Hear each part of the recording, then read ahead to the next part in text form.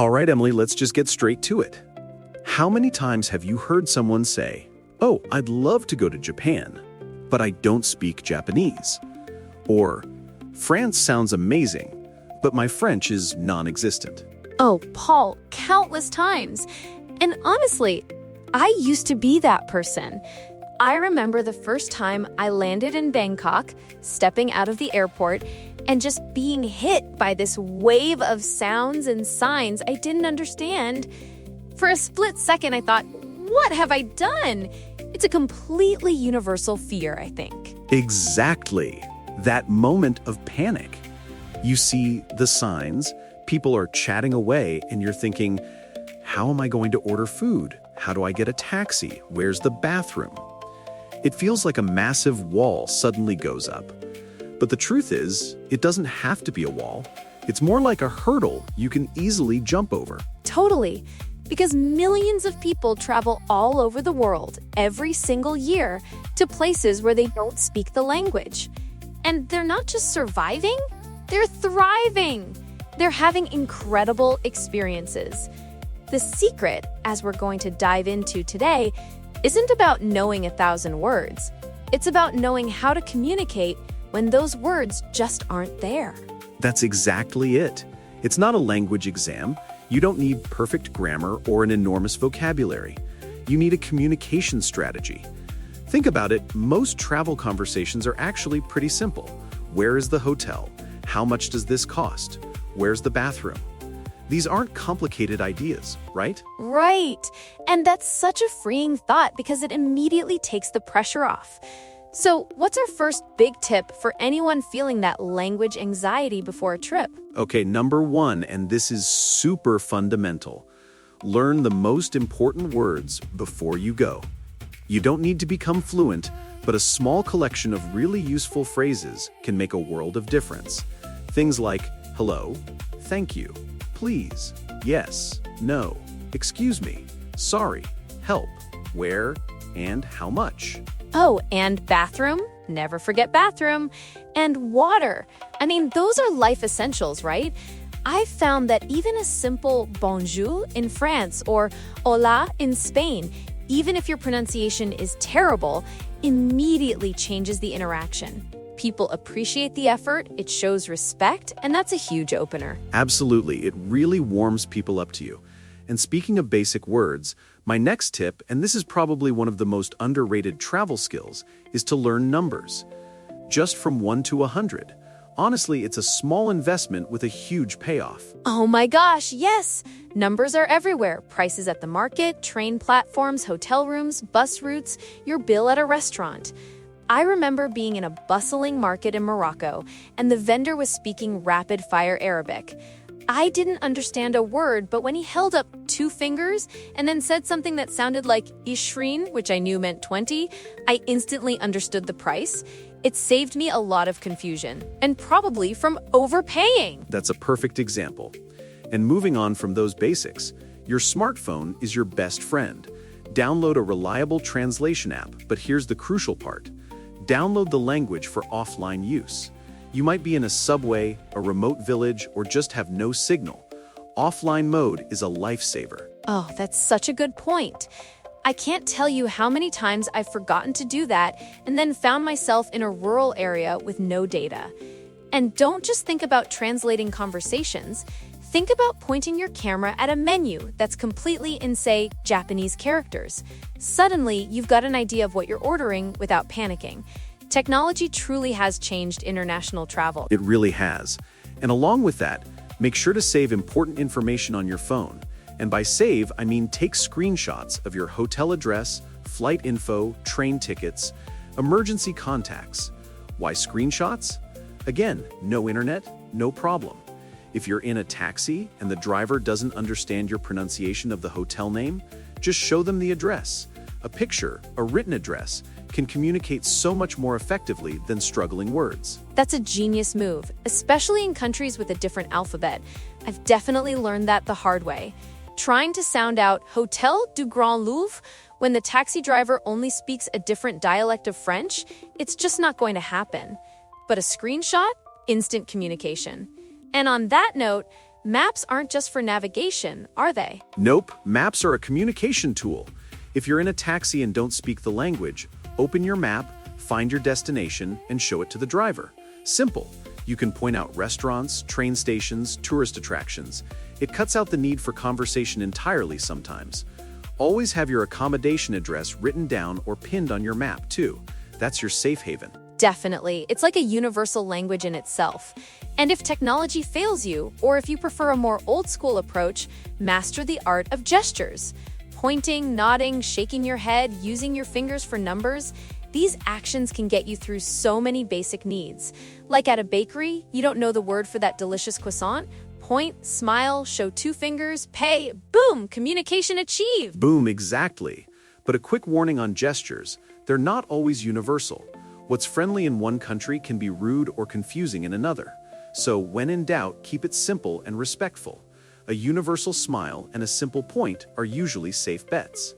And building on that idea, using pictures is incredibly powerful. Oh, pictures are game changers. If you have a food allergy, trying to explain that verbally in a language you don't speak could be disastrous. Instead, have a written message prepared in the local language, or even a picture of the ingredient you need to avoid. Ordering food, show a picture of the dish you want. Looking for a specific item like a phone charger or a particular medicine, a picture is worth 1,000 words, right? 1,000 words, literally. It's amazing how much clearer things become. And since food is such a massive part of travel, let's talk about specific phrases for restaurants. You don't need to know the entire menu. Just a few key things. I would like, water please, how much, and the bill please. Also, vegetarian, no meat, or if you have an allergy. These phrases cover 90% of your restaurant interactions. And my favorite restaurant hack, look at what other people are eating. If something looks delicious, just point and say, "That one, please." It's simple, it works, and it usually results in a happy surprise. Now, for those moments when you really hit a wall, there's an essential phrase you need to know. Yes, learn how to say, "I don't speak language." And ideally, do you speak English? So, "Je ne parle pas français." "Parlez-vous anglais?" Or "No hablo español." "Habla inglés." You don't need perfect pronunciation, just get the idea across. You can even write it down on your phone and show it to people if you're struggling to pronounce it. That's super practical. It immediately sets expectations and opens the door for them to try another language or a different communication method. And when you are trying to communicate, especially if you're using a bit of English with someone who might not be fluent, the next big tip is speak slowly and use simple words. This is crucial. Instead of, "Excuse me, could you possibly tell me where I might be able to find the nearest train station if you wouldn't mind?" Just say, "Excuse me." Train station? Short, clear, easy. Avoid slang, idioms, or complicated expressions. Don't say, "I need to grab a bite." Say, "Where is a restaurant?" The simpler your language, the easier it is for them to understand or translate. Oh, and the corollary to that, which is a mistake I've seen so many travelers make, including myself once upon a time, is don't speak louder. If someone doesn't understand you, just repeating the same sentence but louder isn't going to magically make them understand. It's not a hearing problem, it's a vocabulary problem. Exactly. It's so frustrating to witness. Instead, slow down, use simpler words, use gestures, show a picture, use your translation app, write it down, try another method. The problem is usually not the volume, but the clarity of your communication. And don't be afraid to ask for help. Seriously, so many travelers get embarrassed, but don't. You're learning, you're exploring. Most people are genuinely happy to help. Definitely. Some of my favorite travel memories are those moments of struggling to communicate, and then somehow, with a lot of smiles and gestures, both parties just figure it out. It creates a real connection, you know? And speaking of help, your hotel staff can be your ultimate language bridge. Oh, 100%. Before you head out for the day, ask the front desk for help. Get them to write down the name and address of your destination in the local language. Ask them how to get there, what's the best transportation. Then you can just show that to a taxi driver or a local. They can also help with reservations for restaurants or tours if you're stuck. It's like having a personal translator on standby. Now, let's talk about something a bit more serious, but super important. Emergencies. Language barriers become much more serious during an emergency. So, preparedness here is key. Crucial. Know how to contact local emergency services. Have your travel insurance information readily available, your hotel address, passport info. And if you have any medical conditions or allergies, prepare a written explanation in the local language. Keep it in your wallet, on your phone. It's not expecting something bad to happen, it's knowing what to do if it does. Such a vital point. And leading from that, while technology is amazing, don't rely entirely on your phone. Your battery can die, you can lose signal, your phone could break, or you could lose it. Always have a backup plan. Exactly. Carry a small card with your hotel name and address, an emergency contact, maybe a few essential phrases. That tiny card could be gold if your phone goes kaput. And also, train yourself to read basic signs. You don't need to be fluent, but recognizing words like exit, entrance, bathroom, airport, station, open, closed, danger, emergency, it makes navigating so much easier. And international symbols are your friends too. They're designed to be universal. Oh, absolutely. The little stick figures for bathrooms are a savior worldwide. But I think, Paul, the most important advice we can give today isn't about any specific tool or phrase. It's about mindset. It's to be patient and flexible. Oh, 100%. When you travel without speaking the local language, things will take longer. Ordering food might take longer. Getting directions might take longer. That's okay. Don't let every communication snag turn into a stressful situation. Take a breath, smile, try another method. Remember why you're there. To experience another culture, not to complete a mission as fast as possible. Totally. Sometimes getting a little lost leads to an unexpected discovery. Sometimes struggling to order food leads to a funny story you'll tell for years. The language barrier can actually create some of the most memorable moments of your trip. It's part of the adventure. And finally, and this underpins everything we've talked about, respect the local culture. Yes, absolutely. Language is deeply tied to culture. Learn a little about local customs beforehand. Greetings, table manners, dress expectations, tipping, personal space, religious customs. You don't have to be an expert, but showing that you've made an effort goes a long, long way. A simple greeting in their language, an understanding of their etiquette, it opens doors and fosters connection. It really does. People appreciate it so much. Now, before we wrap up, we promised a bonus, Paul. What are the 10 phrases every traveler should know? All right, drum roll please. Number 1, hello. Number 2, thank you. Number 3, please. Number 4, excuse me. Number 5, I'm sorry. Number 6, I don't understand. Number 7, do you speak English? Number 8, how much does it cost? Number 9, where is the bathroom? And number 10, can you help me? Those 10 won't make you fluent, but they can make your trip significantly easier, smoother, and more enjoyable. And honestly, that's the whole point, isn't it? Traveling without speaking the local language isn't a disadvantage, it's an opportunity. It really is. It forces you to be more observant, more patient, more creative, and more open to other people. You learn that communication is so much bigger than just words. A smile can communicate friendliness. A gesture can communicate direction. A picture can communicate an object. And a simple attempt to speak someone's language can communicate respect. Exactly. You don't need perfect language skills to explore the world.